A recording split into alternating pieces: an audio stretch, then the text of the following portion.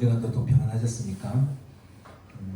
21일간의 단일 기도회도 끝나고 보신지 모르겠지만 매일마다 이 말씀을 듣고 또 찬양하고 간증하는 맨 마지막 날은 간증의 날이거든요. 또 간증하신 분들 말씀을 듣고 은혜 받았던 일들을 또 간증하고 나누었습니다. 매 순간마다 하나님께서 주신 그 은혜가 우리한테 느껴진다고 한다면, 모든 것이 하나님의 은혜라고 고백할 수밖에 없는 그 마음이 든다고 한다면 이것이 하나님의 은혜인 줄 믿습니다.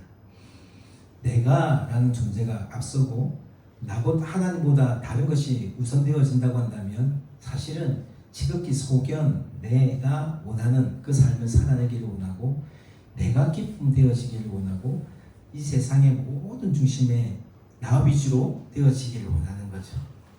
수능을 쳤습니다. 수많은 사람들이 수능 기간이 되면 마치 절에 가서 기원하는 것처럼 교회도 기도회를 얼마나 많이 하는지, 평소에 기도 안 하는데 이 자녀를 위해서 기도를 해요. 무엇을 바랄까요? 평소에 살아계신 하나님을 믿고 나아갈 때 정말 자녀들의 신앙을 위해서 기도할까요? 한번 궁금할 때가 없이 있어요. 대학 가는 게 그만큼 귀중한데 대학을 가기 위해서는 교회가 막 특별 기도회를 만들어서 새벽마다 기도회도 하고 시간마다 이 자녀를 위해서 기도하면 정말 좋아요. 기도해야 되죠, 당연히. 하나님께 은혜를 구하고 또 지혜를 구하고 하나님 도우심을 구하는 거예요. 근데 정말 교회가 이 자녀들이 믿음을 갖지 못하고 하나님을 떠난 삶을 살아가고 이 자녀를 위해서는 얼마나 우려하는 거예요. 간증을 들어보면, 그 수많은 분들이 간증을 들어보면 과거에는 내가 힘들고 어려웠는데 하나님의 은혜가 주신 게 너무 크더라고요. 그 은혜가 너무 커서 내가 지금 하나님밖에 자랑할 게 없습니다라는 간증을 하잖아요. 성공했을 경우에는 그런 일들이 너무 많아 자랑할 수 있는데, 정말 그렇게 믿음으로 살아내었음에도 불구하고 성공은커녕 지금 나에게 성공이 아니라 만족이 아니라 기쁨이 아니라 여전히 좌절할 수밖에 없는 이런 상황 가운데 있을 때도 내가 하나님의 은혜였다라고 고백할 수 있다는 것이 진짜 믿음이 아닐까? 내 상황이 어떠했든지 간에, 내가 어떤 상황에 있든지 간에 그 하나님은 여전히 왕이시고 주님은 여전히 나의 주인이시고 여전히 우리에게 찬양과 영광 받기에 합당하신 그 주님은 앞으로도 여전히 우리 금방 찬양했처럼 나 주의 도움 받고자 주 예수님께 나와서 예배하는 것처럼 그 마음속에 하나님을 기대하는 마음으로 살아가는 그 인생이 복된 삶이 되지 않을까라는 생각을 해봅니다. 오늘 아침에 차를 타고 올라오면서 이제 아내는 옆에서 항상 차를 타고 자니까 옆에 딱 누고 자고 있는데, 저는 이제 오면서 우리 옛날에 공교회 후배가 담임하고 있는 교회 영상을 벌써 2부 예배를 드리고 있더라고요. 2부 예배 들으면서 올라왔습니다. 그 목사님은 항상 보면 이 후배인들 보고 존경스러운 거 뭐냐면 항상 설교에 올라가면 아주 웃고 설교를 해요. 참 그런 성품이 얼마나 부러운지요. 저는 막 못 빼가지고 화가 나면 이 표도 옛날에 안 나가, 요즘 얼굴이 화가 나고 화가 표도 나기도 하고 갈수록 깎이고 이렇게 다듬어져서 더 넓은 마음, 더 또 깊은 마음, 좀 더 온화한 마음이 생겨야 되는데 가면 갈수록 좁아지는 것 같아요. 갈수록 좁아지는 것 같아요. 밴댕이가 되는 것 같아요. 화도 나고 울분도 일어나고. 그 목사님을 보면서 하나님 말씀을 증거할 때 모든 삶 가운데 하나님의 은혜였음을 고백하고, 동생에도 불구하고 저런 믿음을 가지고 저런 목회를 하면 얼마나 좋을까라는 생각을 늘 독려합니다. 무슨 말을 하고 싶으냐면, 하나님의 은혜가 우리 신령 가득하면 하나님의 은혜가, 그리고 지금 말씀하고 있는 것처럼 하나님의 나라가 나에게 주었던 사실을 고백하게 되어지면 우리는 세상의 어떤 것과 같이 있는 것보다 우선될 것이 없다라는 거예요. 그래서 전재산 팔 수 있는 거예요. 그래서 내 목숨도 내어놓을 수 있는 거예요. 왜냐하면 죽는 것이 끝이 아니니까요. 우리는 매 순간마다 선택을 합니다. 선택의 기로에서요. 우리가 선택장애, 우리 목사님이고 저도 선택장애 있죠. 막 마음대로 하고 막 탁 이건 하고, 우리 아내는 딱 목적을 가지고 딱 물건을 사요. 자기가 좋으면 비싸고 싼 거 상관없어요. 그냥 사요. 저는 무조건 싼 거를 사요. 고민해요. 이거 사면 더 좋을까? 더 싸게 살 수 있을까? 고민해요. 근데 못 사요. 결국에는 그래갖고 1만 원, 2만짜리 사는데 욕해요. 나한테 야단쳐요. 쓸데없는 거 산다고. 선택을 해요. 근데 사는 물건과 상관없이 우리 인생의 가장 귀한 선택 가운데 기로에 섰단 말이죠. 우로 갈 것인가 좌로 갈 것인가, 아니면 내가 어떤 매 순간마다 어떤 것을 선택할 것인가 선택을 하게 되어지는데, 한번 생각해 봅시다. 우리는 늘 주님의 기쁨을 위해 살아가는 그 인생을 살기 위해 노력을 해요. 그래서 매 순간마다 생각을 해요. 하나님, 어떤 선택을 하면 하나님의 기쁨이 되겠습니까? 어떤 선택을 하면 하나님 우리에게 정말 축복해 주시겠습니까? 기대하고 나아가요. 근데 우리가 간증을 할 때 보면, 내가 이런 선택을 할 때 하나님에게 축복해, 내가 이 선택을 했으니까 하나님 나에게 이렇게 축복해 주셨다, 이렇게 얘기를 해요.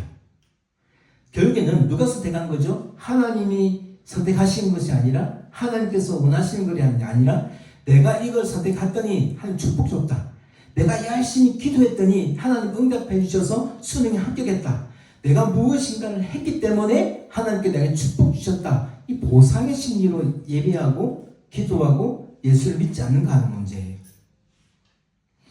오늘 본문에도 똑같은 얘기를 해요. 여러 가지 모습을 가면 이 제자가 예수님께 질문하고 답을 듣는 이런 대화 속에 있거든요. 17장에는 어떤 얘기를 하고 있냐면, 예수님이 십자가 지고 십자가에 돌아가신다는 얘기를 하게 돼요. 지금 예수님 굉장히 심각한 얘기를 하고 있는 거예요.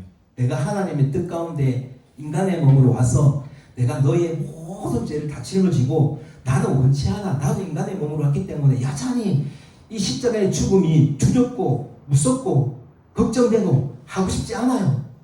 그런 마음이지만 내가 하나님을 순종해서 내가 십자가에 못 박혀 죽을 거야, 이런 얘기를 하고 있는데, 제자들의 관심은 그게 관심이 없어요.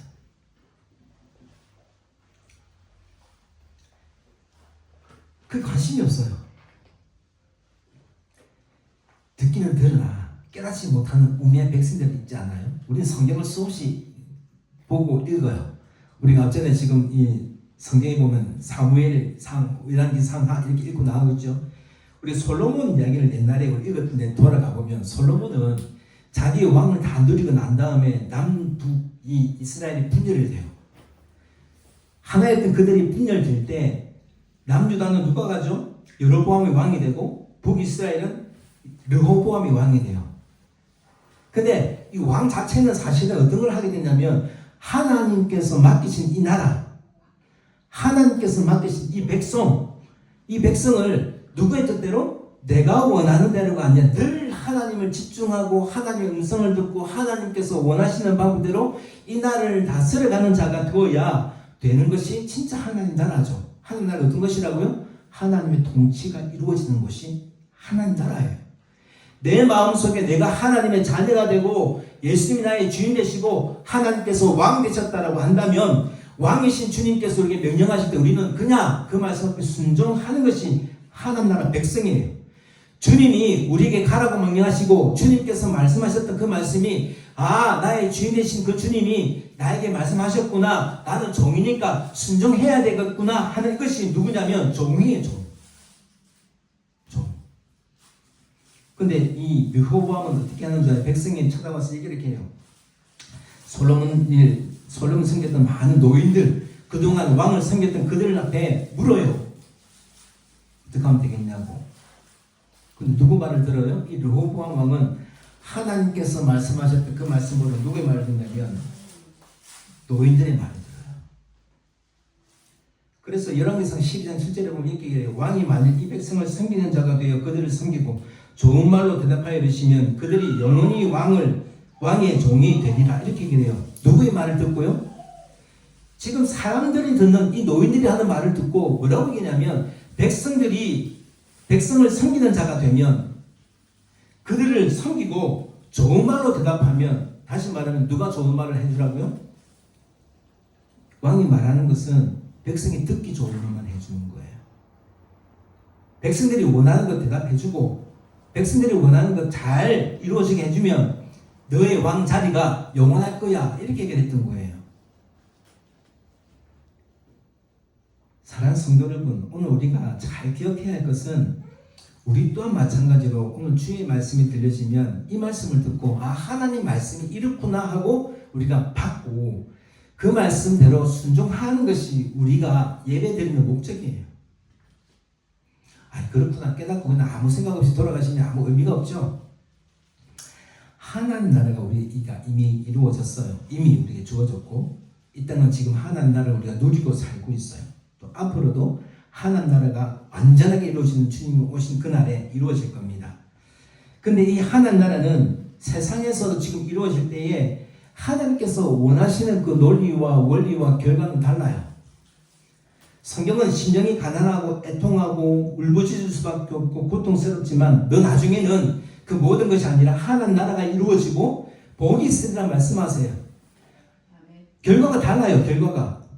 이 땅에 사는 동안에 십자가를 지고 자기를 부인하고 따라가는 그 삶이 세상 사람들에게 미련해 보이고 정말 어리석게 보이고 그렇게 살면 성공할 수 없을 것 같이 보이고 여전히 멸망할 것 같은데 그럼에도 불구하고 그것이 믿음인 줄 은혜인 줄 알고 살아내면 나중에 하나님께 주신 그 은혜는 더 크다는 거예요.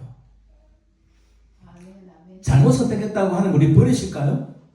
하나님은 사랑의 하나님이세요. 우리가 기억해야 할 것은 뭐냐면 보상으로 주신 하나님은 아니에요.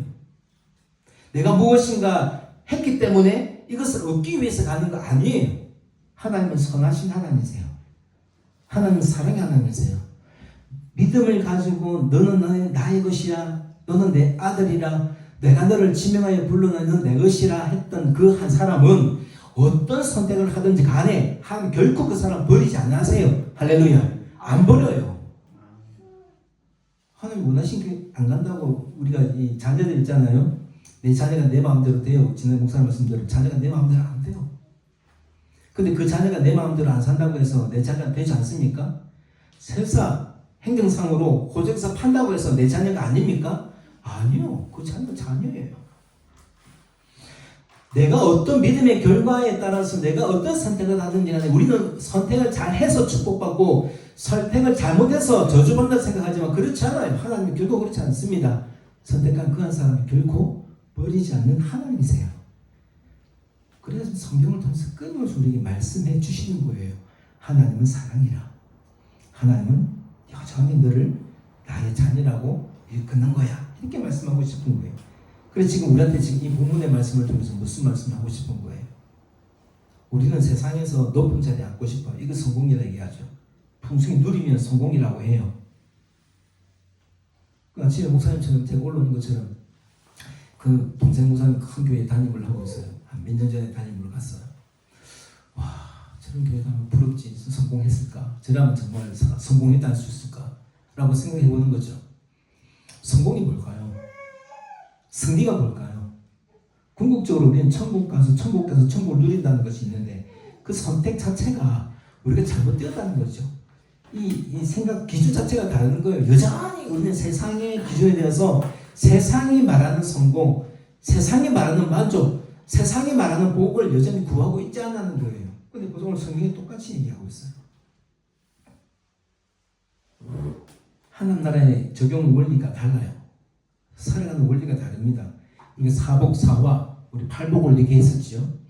욥처럼 하나님을 잘 섬기면 된다? 그러면 축복해 주신다. 보상의 신앙이 가지면 안 되는 것이에요. 우리가 이 땅에 자신의 소유를 버리고 주님을 따르는 것, 이건 뭐예요? 가난하고 굶주리고 애통하고 거절당하고 그 중요한 것은 무엇이냐면 이 하나님 나라 그 자체를 소유하기 위해서 우리가 기쁨으로 모든 것을 감당해 나가는 거예요. 받아들이는 거죠. 그 진정한 행복은 뭡니까? 지금 내가 하나님 나라에서 하나님의 통치를 받고 있다는 그 자체, 하나님 말씀이 자꾸 나한테 가시가 돼요. 하나님 말씀이 자꾸 내 양심에 자꾸 긁어대요. 아니, 나는 별로 그런 생각 안 하는데 자꾸 말씀에 자꾸 회개하라 그러네. 나 회개할 거 별거 없는데. 봉사하라 그러네. 아니, 봉사 힘들어 못하겠는데. 양심에 찔려요. 하지 못한 거에 대해서.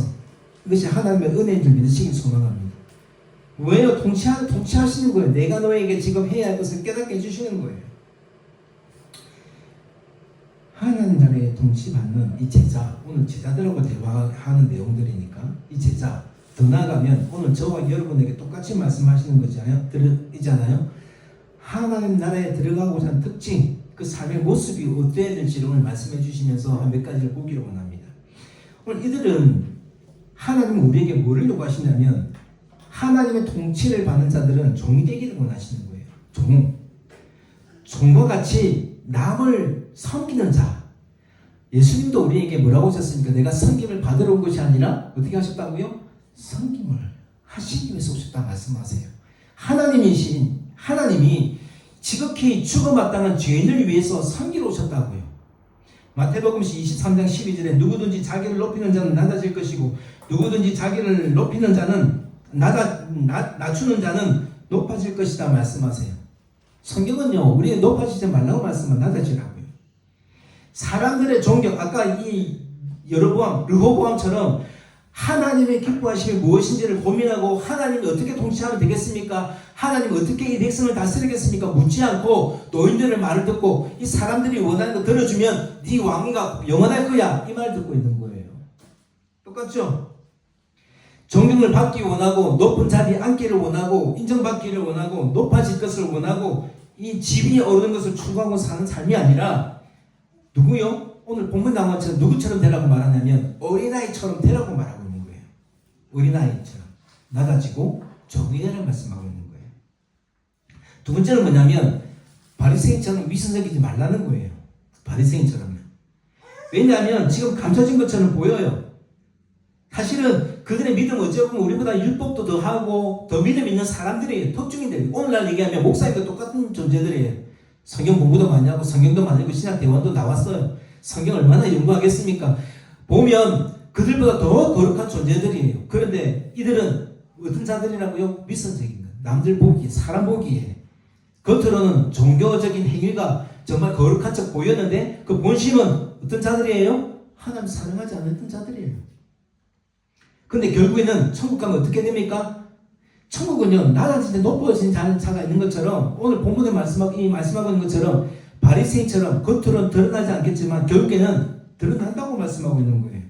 누가복음 12장 이제 이렇게 말합니다. 감춰진 것이 드러나지 않을 것이 없고 숨겨져 있는 것이 알려지지 않을 것이 없다.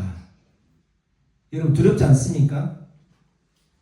오늘 내 믿음이 진짜입니까? 그냥 교회에 오면 내가 구원받아서 천국 가는 존재가 된다고 확신하십니까? 조건은 교회에 오는 것이 조건이 아닙니다. 예수 그리스도를 나의 주인으로 영접한 자. 지난 세례했던 것처럼 주님이 나의 주인 되심을 고백하고 연합이죠. 내 안에 누구를 모시냐면 예수를 모시는 거예요. 가장 중심에. 그래서 뭐가 됐냐면 이전 것은 지나갔으니 보라 새 것이 되었다. 뭐를 통해서? 세례 때문에 구원받는 게 아니라 세례 때문에 천국 가는 게 아니라 세례를 통해서 하나님을 인정하고 받아들이는 그 믿음을 보시고 우리에게 은혜를 주시는 거예요. 지금은 감추어져 있어요. 보이시지 않아요. 그러나 결국에는 드러날 것입니다. 알려질 거예요. 누가 아시죠? 하나님 다 아세요. 하나님 다 아세요. 세례가 구원의 조건이 아닙니다. 믿음이에요. 믿음. 대신에 인정받는 거죠. 많은 분들에게 내가 이렇게 결단하고 살겠습니다 라고 결단한 거예요.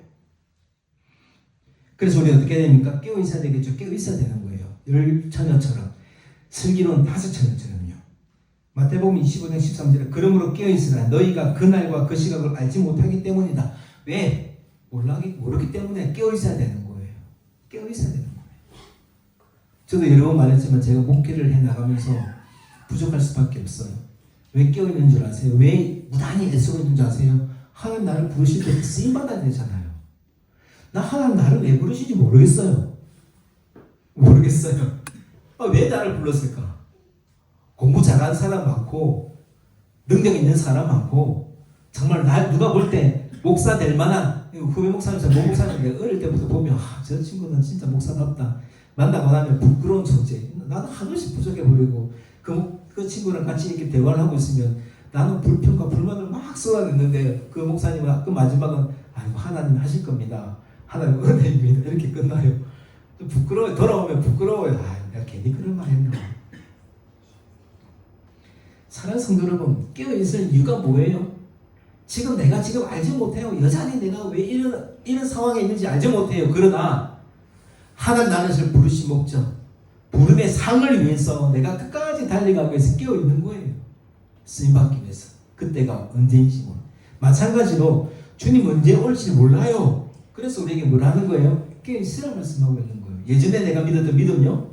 아니요. 지금 내가 어떤 믿음을 가지고 있냐는 거예요.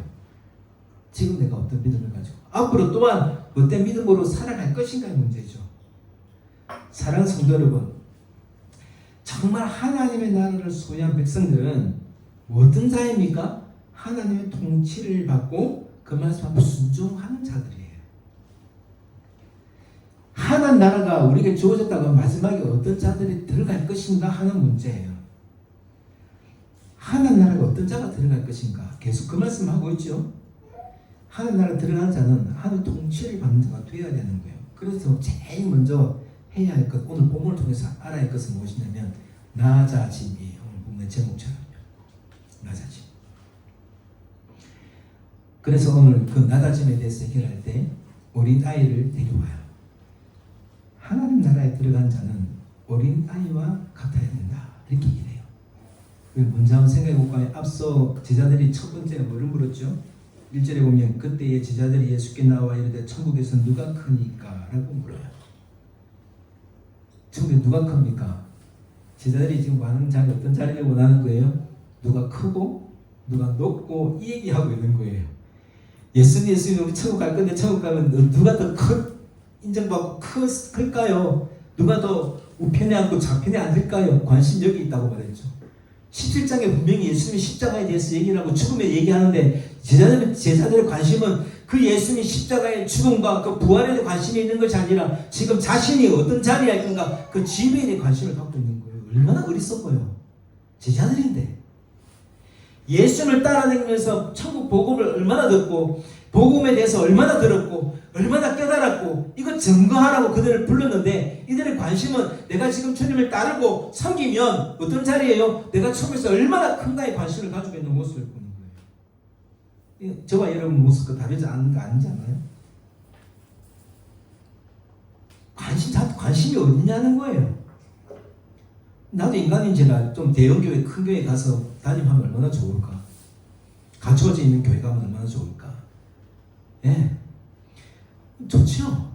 찬양도 지금 제가 혼자 이렇게 하고 있지만 뒤에 찬양팀 다 이렇게 섹션 있고 막 같이 막 하면 또 얼마나 좋을까? 좋죠. 근데 중요한 건 뭐예요? 그 외형적인 거예요? 아니요. 저는 찬양은 지금 뭐냐면 예배장 사람 찾는 거거든요. 큰 거 많은 걸 아는 게 아니라 정말 나를 사랑하는 그 한 사람이 나를 찾고 구하고 정말 두드리는 그 심령으로 저 앞에 예배하는 그 예배자 한 사람 찾기를 원하는 거예요. 보세요. 주님의 마음과 우리 마음이 다른 거예요. 더 큽니까? 라고 묻는 그들에게 그렇지 않아요. 성경에서 똑같이 우리의 마음과 똑같은 마음을 가진 사람 한 사람이 있습니다. 바로 베드로예요. 베드로는 자신이 수제자였지요. 우리가 성경에서 예수님이 제자 하면 베드로를 빼놓을 수가 없어요. 얼마나 많아요, 베드로. 근데 이 베드로에 대해서 마태복음 16장에 뭐라고 하냐면 이렇게 얘기합니다. 이르시되 너희는 나를 누구라 하느냐라고 물을 때에 베드로는 이렇게 고백합니다. 시몬 베드로가 이렇게 대답하여 이르되 주는 그리스도시요 살아계신 하나님의 아들이십니다. 정확한 대답을 해요. 그래서 예수님이 뭐라고 합니까? 바요나 시몬아 내가 복이 되도다. 니를 내게 알게 하니는 혈육이 아니요 하늘에 계신 내 아버지시니라 말을 해줘요. 이야 바요나 시몬아 네가 정말 옳은 말을 했구나. 네가 정말 다른 걸 바라는 것이 아니라 나에 대해서 어떤 이는 선지자라 어떤 사람은 선생이라 이렇게 말하지만 그냥 너는 정말 하나님의 아들이라고 고백하는구나 라고 고백할 때 바요나 시몬아 네가 옳다. 네가 복되다. 보세요. 복이 뭐라고 말씀합니까? 정말 주를 인생의 세상에 많은 선지자처럼 그냥 이렇게 능력 있는 사람처럼 그러니까 뭔가 해결해주는 그런 사람이 아니라 하나님의 아들이심을 고백할 때 그것이 복이라고 말씀하고 있다는 사실이에요. 할렐루야. 진짜 복은 이거예요. 네가 복되다 말씀하신 복이 뭐예요? 주는 그리스도시요 살아계신 하나님의 아들이라고 고백한 이 고백이 복이라고 말씀하고 있는 거예요. 근데 보세요. 근데 이 위의 말씀에 이 6장 말씀에 중간에 어떤 얘기를 하면 십자가 얘기를 또 해요. 16장 21절 이렇게 말합니다. 이때로부터 예수 그리스도께서 자기가 예루살렘에 올라가 장로들과 대제사장들과 서기관들에게 많은 고난을 받고 죽임을 당하고 제3일에 살아나야 할 것을 제자들에게 비로소 나타내시니 했더니 22절에 뭐라고 하는지 아세요? 베드로가 이렇게 합니다. 베드로가 예수를 붙들고 항변하여 이르되, 지금 예수님이 앞으로 해야 할 것을 얘기를 하는데 항변하여 이르되 뭐라고 하냐면, 주여 그리 마옵소서, 이 일이 결코 주께 미치지 아니하리이다, 이렇게 얘기를 해요. 주께 미치지 아니하리이다. 이 참 대단한 믿음이죠. 주께 결코 이런 일이 일어나지 않겠습니다.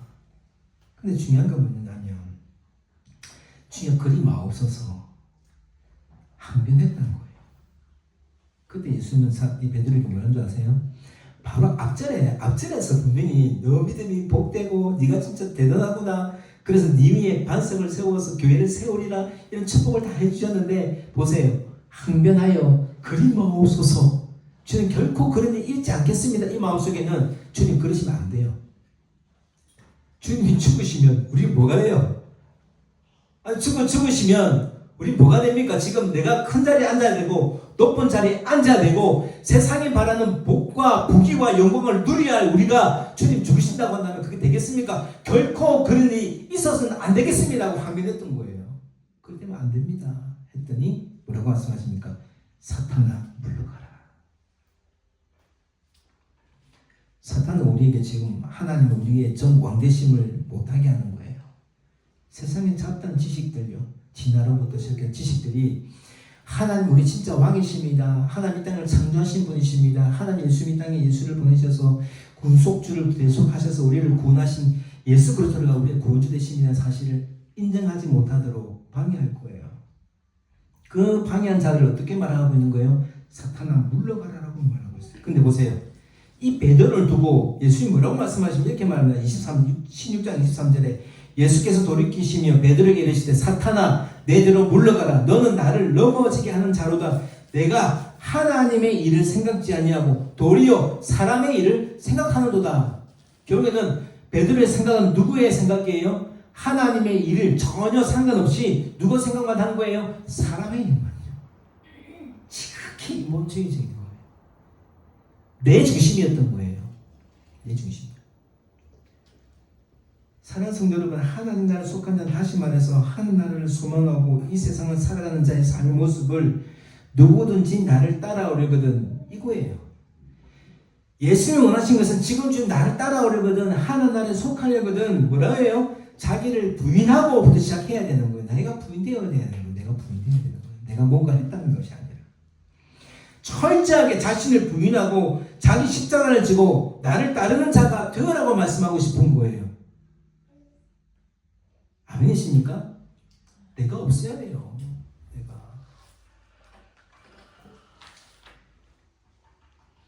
어린아이처럼 되라고 말씀하잖아요. 어린아이는 순전하고 아무것도 할 수 없는, 지금 줄리아처럼 스스로 뭔가 아무것도 할 수 없는 약자야, 약자. 근데 성경은요, 지금 여기서 지금 어린아이처럼 그냥 작은 자, 그냥 자라지 못한 자, 성숙하지 못한 자, 이런 자들하고 하는 게 아니에요. 지금 앞에서 제자들이 뭐를 원했죠? 크니까라는 어떤 지위를 원했던 거예요. 높은 자리. 근데 누구처럼요? 어린아이처럼 지금 어떤 자가 되라고 말씀하고 싶은 거예요? 낮은 자가 되라는 거예요. 약자의 약자. 성경 약자를 많은 사람들, 소외된 사람들 얘기하고 있죠. 과부와 고아와 나그네와 병자와 이방인들, 그리고 어린아이처럼요. 마태복음 19장 13절 이렇게 말합니다. 그때의 사람들이 예수께서 안수하시고 기도해 주심을 바라고 어린아이들을 데리고 오매 제자들의 구직근을 이렇게 얘기해요. 이후에 말씀 똑같이 또 하고 있어요. 예수께서 이르시되 어린아이들이 용납하고 내게 오는 것을 금하지 말라. 천국이 이런 사람들의 것이니라. 천국은 누구처럼 되어야 된다고요? 어린아이처럼 되는 자가 되어야 된다고 말씀하고 싶은 거예요. 어떤 사람요? 낮은 자. 낮은 자. 사랑하는 성도 여러분, 그 말씀들을 3절 4절에 그대로 말씀하세요. 18장 3절 4절 보실까요? 이르시되 진실로 너에게 이르노니 너희가 돌이켜 어린 아이들과 같이 되지 아니하면 결단코 어디에 못 들어간다고요? 천국에 들어가지 못하리니 이 4절 보십시오.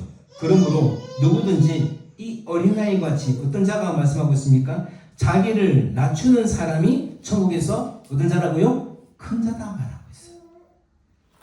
지금 뭐를 말씀하고 싶은 거예요? 어린아이처럼 낮은 자가 되어란 말이에요. 자기를 낮추는 자가 되라고 말씀하고 싶은 거예요. 그렇지 않으면 어떻게 됩니까? 그렇지 않으면 어떻게 된다고 말씀하시냐면 5절부터 7절에 말씀하세요. 보세요. 누구든지 내 이름으로 이런 어린아이 하나를 영접하면 나를 영접함이니 누구든지 나를 믿는 자는 믿는 이 작은 자 중에 하나를 실족케 하면 차라리 연자 맷돌이 그 목에 달려서 깊은 바다에 빠뜨려지는 것이 나으니라. 실족하게 하는 이들이 있음으로 말미암아 세상에 화가 있도다. 실족하게 하는 일이 없을 수는 없으나 실족하게 하는 그 사람에게는 화가 있었다. 말씀하세요. 세상 사람들은 약자를 무시해요. 세상 사람들은 약자를 인정해 주지 않아요. 그 사람을 전혀 기대하지도 않아요. 그러나 예수님이 지금 찾아오셔서 이 가난하고 애통하고 굶주리고 정말 그들의 소외당한 자를 찾아오셔서 복음을 전가한 것처럼 천국에는 바리새인처럼 외식을 하고 자기가 높은 자리를 차지하려고 했던 제자들처럼 이런 사람들이 가는 곳이 아니라 어떤 사람요? 낮추는 사람이 천국에 들어간다고 말씀하고 있어요. 그렇지 못한 사람은 어떤 자라고요? 화가 있을 것이다 말씀하고 있어요. 사랑하는 성도 여러분, 오늘 우리가 하나님 앞에 철저하게 낮아질 수 있는 저와 되시기를 소망합니다. 그렇지 않으면 천국에 들어갈 수가 없어요. 하나님께서 원하시는 그 삶을 살아내지 않냐면 결코 하나님 나라에 들어갈 수가 없다는 거예요. 또 두 번째요. 하나님 나라에 들어가기 위해서 뭐를 해야 될까요? 하나님 나라에 들어간 사람은 우리 삶 가운데에 하나님 나라에 들어간 가운데에 방해적인 요소가 있으면 제거해야 되는 거예요. 제거. 하나님의 기쁨이 될 수 없는 것이 있으면 제거해야 돼요. 그냥 적당히 줄이고 하는 것이 아니라 제거해야 된다고. 그 말씀을 손과 발과 눈을 통해서 말씀하세요.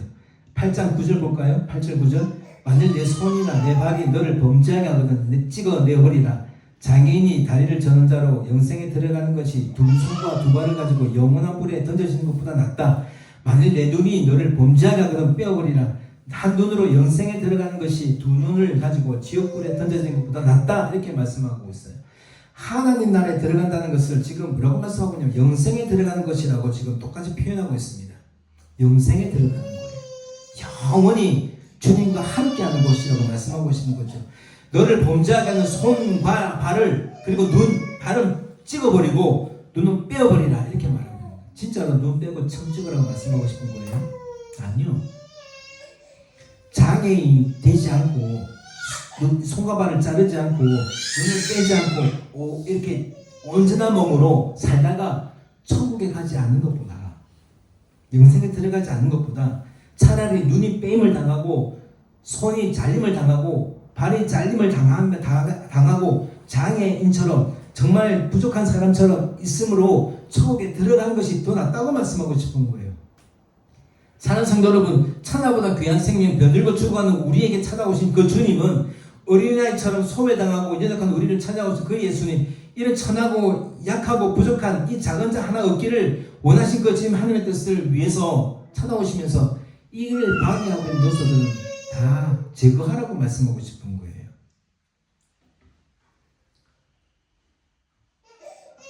하나님께서 원하지 않는 생각, 하나님께서 원하지 않는 방향 있습니까? 그리고 내 삶 속에 이거 좀 양심의 가책을 느낄 만한 것이 있습니까? 그 성령 주신 줄 알고 그 양심의 가책을 받아들이시고 돌이키시기 바랍니다. 하나씩 제거해 나가야 되는 거예요. 물론 그 중심에 누가 하실 겁니까? 그 믿음을 가진 자에게 성령님 역사하실 거예요. 우리 아내가 옛날에는 술을 굉장히 잘 먹었대요. 한 번도 본 적은 없지만 술을 남자고 먹으면 절대 지지 않는 정도로 잘 먹었대요. 근데 예수님 믿고 나니까 한순간에 술을 끊었대요.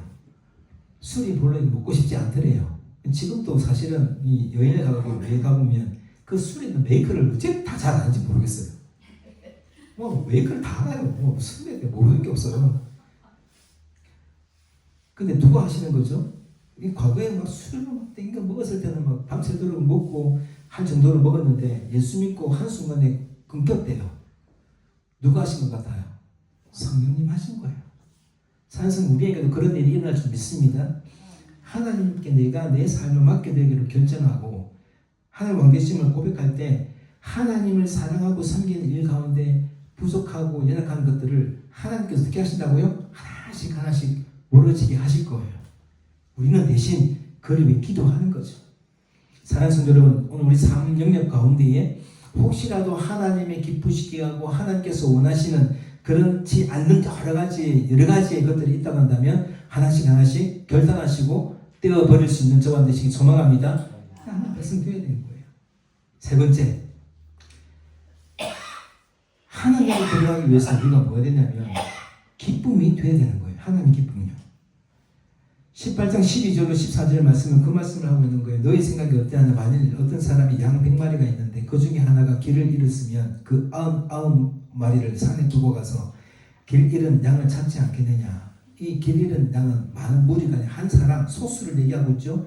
진실로 너에게 이르노니 만일 찾으면 길을 잃지 아니한 99마리보다 이것을 더 기뻐하리라. 이와 같이 이 작은 자 중에 하나라도 잃는 것은 하늘에 계신 너희 아버지의 뜻이 아니니라.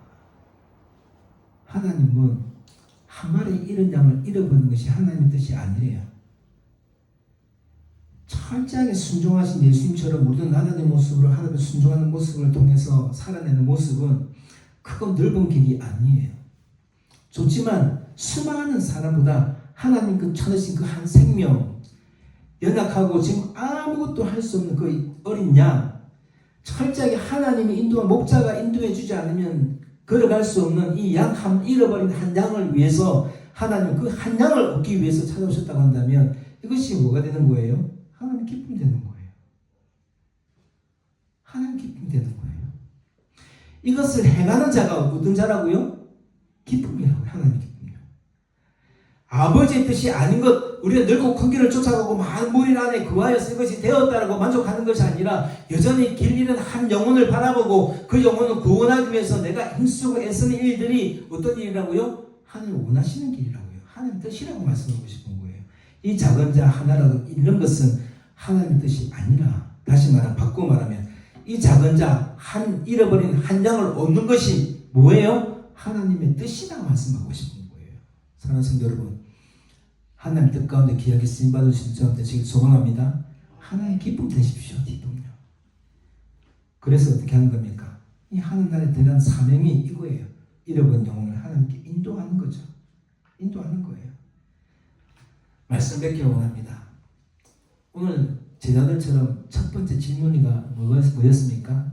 누가 한 나라에 들어가면 큰 자입니까? 물을 때 예수님은 어린아이처럼 낮은 자가 되어야 된다고 말씀하세요. 이 낮은 자를 섬기지 아니하면 어떻게 해요? 하나님 나라에 들어갈 수 없다 말씀하세요. 섬기라고 말씀하고 종처럼요. 그렇게 섬기지 않으면 결코 살아갈 수가 없는 거예요. 그리고 하나님 나라에 들어가기 위해서는 내 삶 가운데에 하나님의 기뻐하심이 되지 못한 것이 있다면 철저하게 눈, 발, 손을 찍어버리고 빼어버리는 그런 아픔이 있지만 그럼에 불구하고 그것을 빼어내어야 내가 천국 들어갈 때 지금 아무것도 하지 않고 그냥 온전한 것처럼 보여진다 할지라도 마지막은 다 덜쳐질 겁니다. 하나님은 나보다 나를 더 잘하시는 하나님이라 말씀하고 있지 않습니까?